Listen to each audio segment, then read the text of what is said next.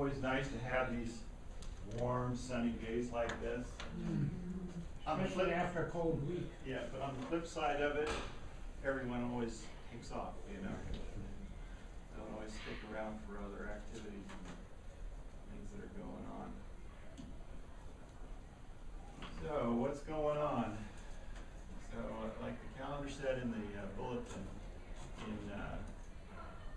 next week I will be over at Sunshine House in Thousand Oaks.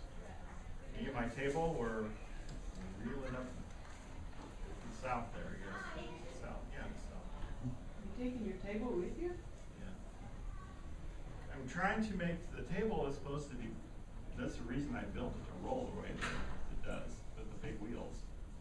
To load onto a trailer and to go to different events. In fact, the idea was to take it to Gideon events, to any type of outreach, including these assisted living homes and nursing homes, and some of the schools, and any place anyone would let me in.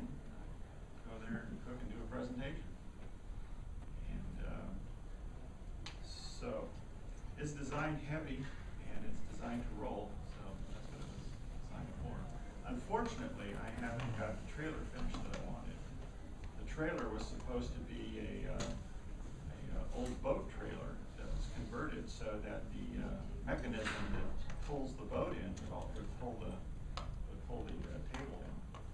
But as things go, you get busy and it's hard to work on 50 different projects. But So fortunately, how do you take it in a truck?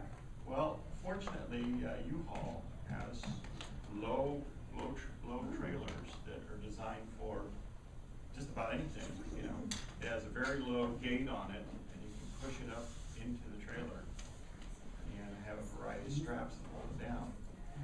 So that's how I've moved it around before, and it's very cheap. Actually, the big trailer only costs $20 for a whole day. Hardly worth building one. It is, really, you know. I've thought about it several times. In fact, you can buy a new one. You can buy a new trailer for $500. Really? Yeah. Wow. And depending on what the features are, it goes even less than that. Do you have to buy a license for You it? have to buy a license, but they only charge you once for it. In fact, it was kind of funny when my wife and I were traveling around. We were going to the different missions, and that's one thing we like to do when we're going someplace. We see if there's some kind of religious activity going on, and very often we'll come across one of the missions. And it's very interesting when they're doing the restorations because there's all this historical stuff in there, you know. So, there was this one inside. It's right in the middle of a military base. It's all the way around it, and it's right in the center. So you got to go through the military base to get to the mission. And I didn't have my glasses on. I told my wife to hand me the registration because they want all your ID before you get into the military base. She just handed me one. I just handed it to the guy. He goes, "This is for a trailer." What are you guys up to? Oh, sorry, I didn't have my glasses on. I couldn't see it. But anyways, so the trailer is what's supposed to be hauling around one way or another. But I will be there next week, so there won't be any class. And of course, you're always welcome to go up there. It's real close. It's in Thousand Oaks, Sunshine House.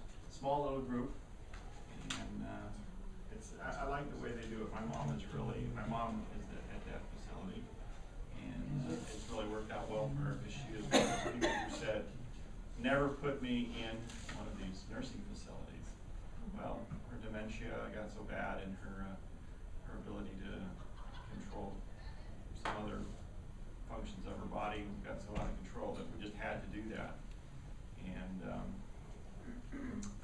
so it was a very difficult thing to do for all of us because of her dislike for such a place. But they have really, they're totally the opposite of what you think when you think of a nursing facility, because it's like just a long ranch style house, and all the rooms are divided up for individuals. And they can't have very many in there. I mean, they've only got maybe a dozen people in there, and it's of course constantly being rotated. And they do have men and women there, but most of the time it's mostly women. And they do a really good job. Where is this? Thousand Oaks, off Jans Road. Oh. So, and how I found it was through a company called A place for mom. And Oh. all it is an agency that goes out and looks for your specific needs. And I recommend that 100%. I mean, if you've got anybody that needs help like that, just go online, look up a place for mom, type in your information, and as soon as we clicked that, it must have been like 20 seconds the phone rang. I mean, it was kind of spooky almost. The gal was sitting in the office when we did it. And she just, said, I got your information. I'll have a list for you tomorrow.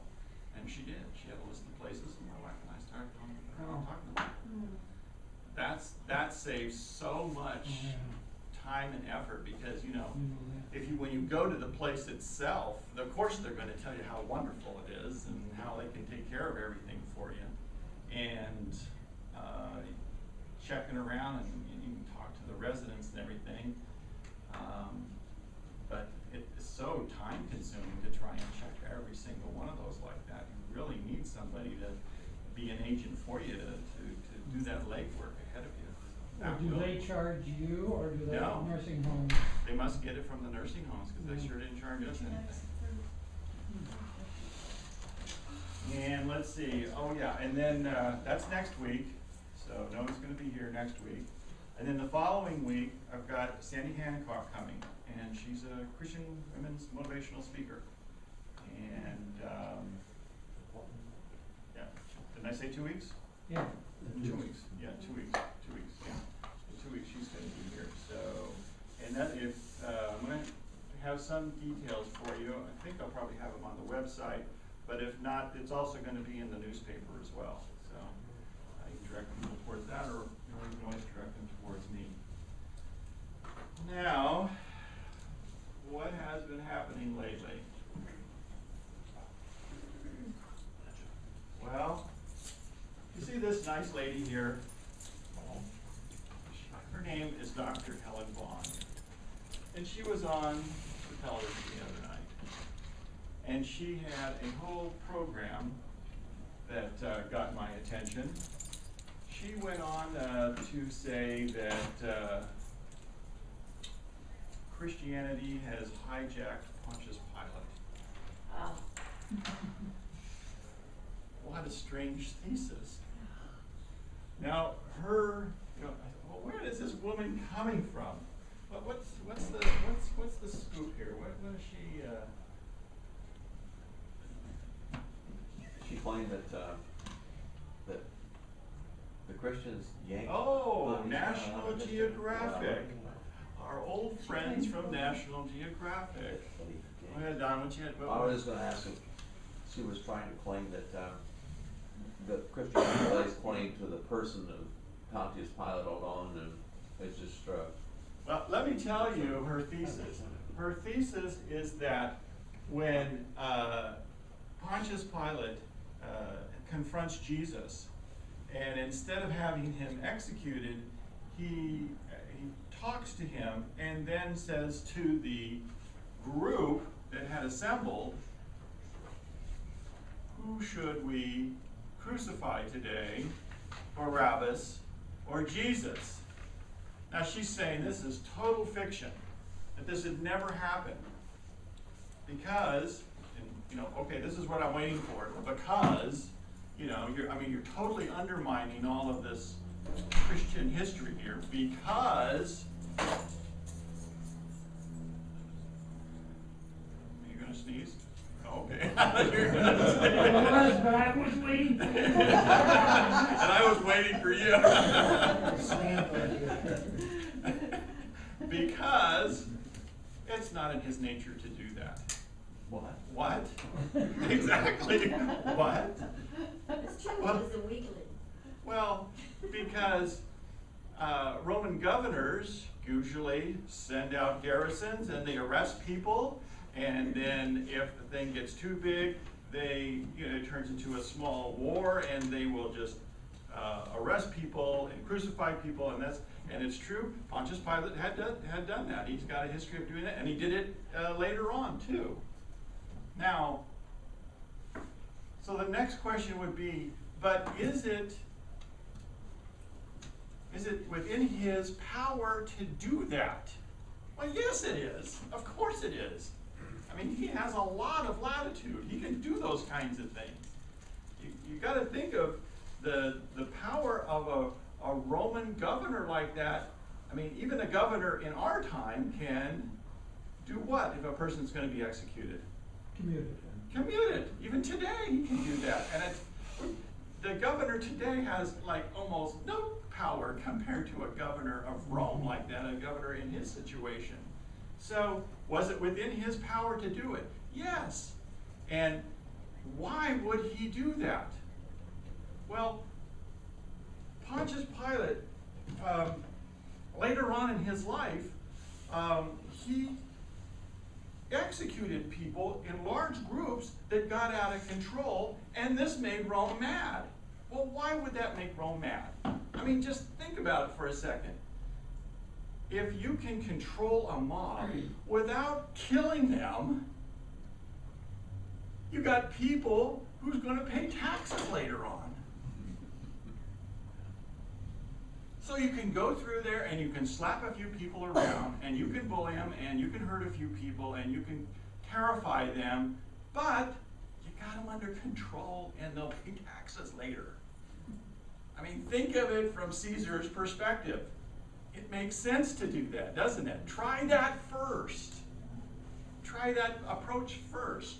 Try just terrifying them a little bit or some other approach. Get them under control and move on and let them pay taxes. And you can maybe even use some of these people later on to be drafted into the army. It makes sense to keep them under control. So it's not beyond his abilities, and it makes sense for Rome. Then why just completely dismiss it like this? Well, who are we talking about? Our friends at National Geographic, who at every turn attack Christianity.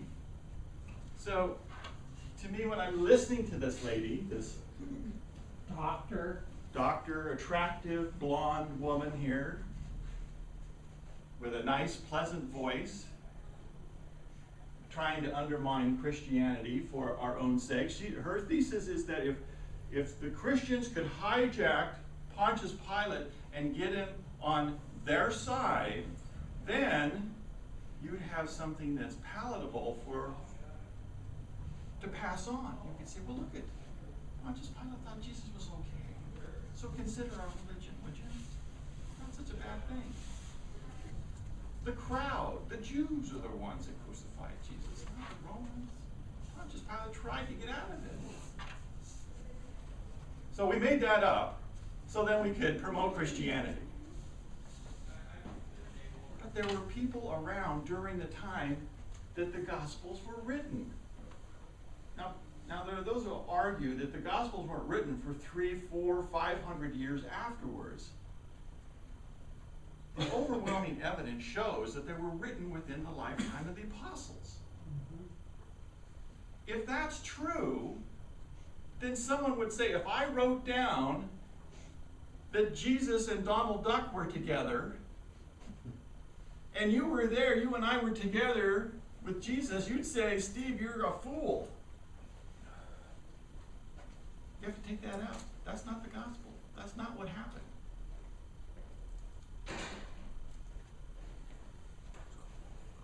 That's the sad thing about all of this. They didn't have anybody from the other side bringing up those points. They usually never do. The controversial stuff that National Geographic throws out there is usually debated later on in magazines and in other programs. The Biblical Archaeological Society, the magazine that we have, I think we have it actually in our library here, they go after this stuff, and that's good. The trouble is, it's just